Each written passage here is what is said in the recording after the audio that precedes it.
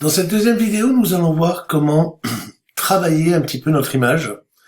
Alors déjà, la travailler pour lui donner un peu plus de contraste. Et pour ça, en fait, nous allons aller tout simplement dans les réglages. Et là, vous avez tous les types de réglages. Alors, plutôt que de rajouter simplement du contraste, je vais aussi utiliser les niveaux. Vous allez voir pourquoi. Lorsque vous prenez une photo, en règle générale, vous avez 3 points, ce qu'on appelle le point blanc, le point noir et le point médian.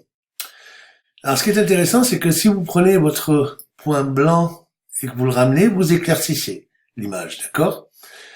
Et inversement, si vous prenez le point noir, vous assombrissez l'image. Notez que le point médian, lui, reste toujours au milieu des deux points. Il va bouger avec pour rester toujours au milieu. Alors, ce qui est intéressant, c'est de jeter toujours un coup d'œil dans les niveaux. Pourquoi? Parce qu'il y a certaines images où les courbes, en fait, ne commencent pas au zéro.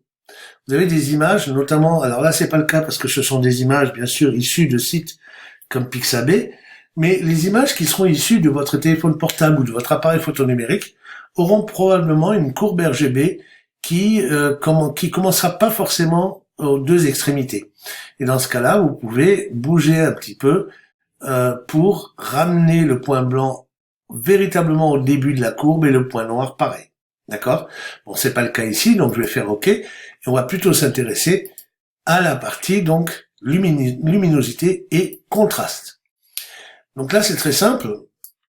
On a des curseurs. On va donc ajouter du contraste. Mais vous le voyez que quand on ajoute du contraste, en fait, eh bien, on crame le blanc. C'est ça, d'accord? On accentue les noirs, on accentue les tons sombres et on éclaircit les tons clairs. Voilà ce que c'est que le contraste. À ne pas confondre avec la luminosité qui, elle, va affecter l'ensemble de l'image. Vous voyez?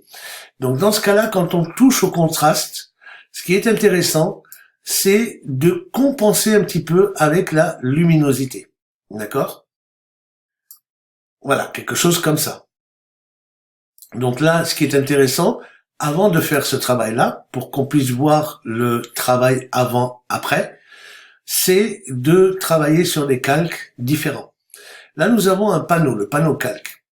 Vous voyez qu'on a un calque qui est verrouillé ici, d'accord? On va pas le déverrouiller, on va le laisser en arrière-plan. Par contre, on va le dupliquer. Donc, ce qu'on va faire, c'est qu'on va glisser ce calque-là ici sur nouveau calque. Et là, vous voyez, on a deux calques. Ce qui est intéressant maintenant, c'est que on va pouvoir désactiver le calque ou pas. Grâce ici à ajouter un masque. Comment est-ce qu'on fait pour rendre le calque invisible?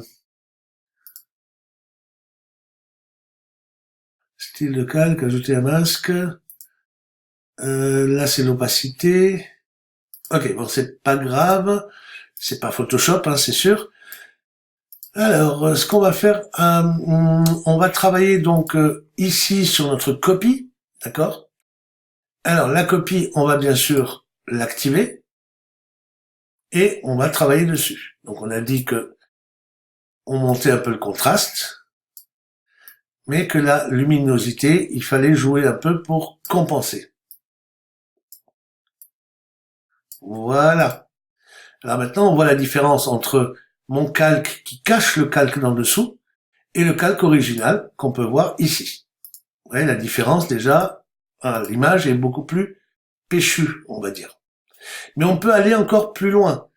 On peut accentuer, vous le voyez dans ici dans cette image, on a presque un effet ici dans les coins, un effet d'assombrissement, comme s'il y avait une espèce de cadrage flouté qui donne encore un aspect un petit peu rétro, un petit peu à l'image. C'est ce que nous allons voir dans la prochaine vidéo.